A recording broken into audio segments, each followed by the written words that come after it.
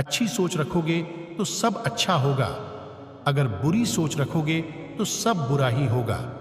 इसलिए सकारात्मक रहिए, यही कर्म है। एक राजा ने अपने सैनिकों को रास्ता के बीच में एक बड्ढी चट्टान रखने के लिए कहा।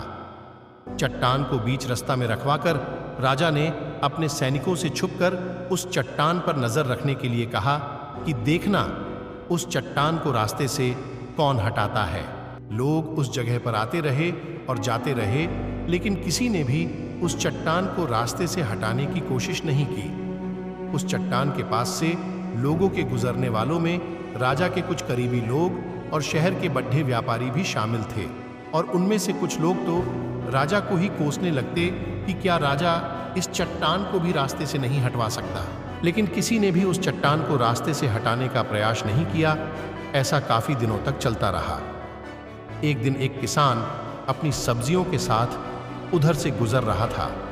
उसने चट्टान को रास्ते में देखकर सोचा कि सबको इस चट्टान की वजह से कितनी तकलीफ हो रही है। उसने अपनी मजबूत लाठी से उस चट्टान को एक तरफ धकेलने की कोशिश शुरू कर दी। काफी कोशिश के बाद वह उसे रास्ते से हटाने में कामयाब हो गया। चट्टान रास्ते से हटाने के बाद किसान अपनी सब्जियों को उठाकर जाने ही वाला था कि अचानक उसकी नज़र एक पोटली पर गई, जो ठीक उसी जगह रखी थी जहां से उसने वह चट्टान हटाए थे।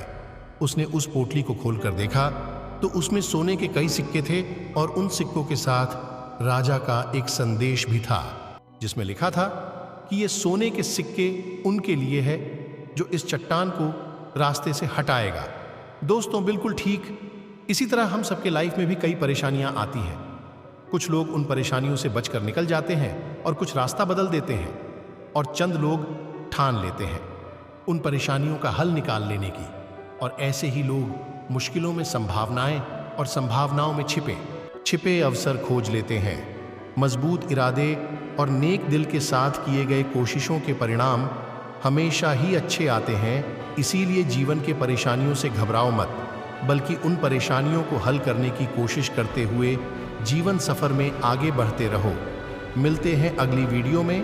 Good bye.